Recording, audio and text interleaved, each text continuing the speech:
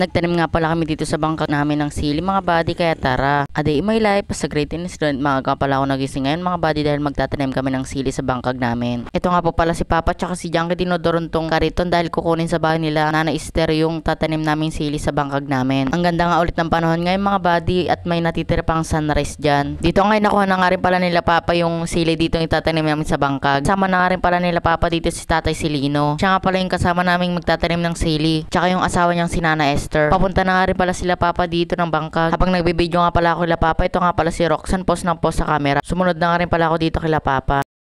Andito na nga kami sa bangkag namin para magtanim ng sili. Yun nga pala si Junkie yung kumakaway. Pumasok na nga rin pala ako dito para magtanim ng sili. Dito nga itatakpan mo na nga lang dito dahil may tagalagay na ng sili dyan sa butas. Dito nga ipinag-video nga pala yung kapatid ko dito para makita kaming buo sa camera. Ito nga po pala yung sinasabi ko sa inyong asawa ni Tatay Silino, si Nana Esther. Siya nga rin yung kasama naming magtatanim ng sili. Dito nga nag-timelapse na nga ako dito para mas mabilis. Para hindi ko na rin hawakan tong camera. Apat nga lang pala kami nagtatanim dito. May taga-lagay sa butas ng sili at may mga taga-tanim ng sili. At yung ginagawa nga pala ni Papa dyan, nagbubutas nga pala siya ng lupa para dyan kami magtatanim. Ako nga muna pala yung naglagay dito sa butas ng sili para ako na lang magtatanim dyan mamaya. Andito na nga rin pala si Papa sa dulo kaya binidyohan ko na nga rin. At kumaway pa nga siya dito sa camera. Ayun nga pala sila Nana Esther tsaka si Tatay Silino nagtatanim sa dulo. Konti na nga lang tatam na namin ng sili dyan. Ito nga pala yung siling itatanim namin. Binuhay nga pala ni Papa dito yung poso para gamitin. Yan nga pala yung kapatid ko nagugas ng paa niya. Malapit na nga rin pala sila Nana Esther dito sa dulo. Ito na nga itsura ng kamatis namin. Lumaki na nga rin pala yung kamatis namin dyan. Kailan nga lang namin tinanim tong kamatis. Tignan nyo at lumalaki-laki na rin. Ngayon nga lang ulit kami nagtanim ng kamatis dito sa bangkag namin. Puro sili kasi tinatanim namin dito noon. Pero ngayon, sili at kamatis naman ang tinanim namin dito. Yun nga ang isang gilid na yon ay kamatis. Ito nga ang tinatam na namin ay sili. Dito nga ay patapos na nga rin pala kami dito ni Nana Esther magtanim. Dito nga ay tatabunan na nga lang namin dito yung sili. Pumunta nga pala ako dito sa isang line at mas mababa. Dito nga ay nagugas na nga rin pala ako dito ng kamay dahil tapos na kami magtanim. Bago nga pala umuwi sila Papa, nagtanim nga pala sila dito sa may kamatis, sa gitna ng kamatis. Dahil malalayo ang tanim noon. Akala ni Papa hindi matatamnan lahat. Pero sumobra, kaya malalayo ang tanim ng kamatis. Sinugot nga lang pala ni Papa yung mga natira dyan, kaya naubos yung kamatis. Luwang na nga rin pala tong bangkag namin. Nilapit ko na nga rin pala yung camera dito sa kamatis para makita nyo kung gano'n nakalalaki. Nagpipiruya nga lang pala si Papa dito para tumangkad tong kamatis. Ganyan yung itsura ng kamatis pag nakababa tong camera. Pauwi na nga rin pala sila tatay dyan, tsaka si nanay. Ito nga yung mga natira naming sili. Isusugot namin to kung may mabubulok na sili, gano'n. Ito na nga itsura ng mga tinanim naming sili kapag nandito ako sa kalsada.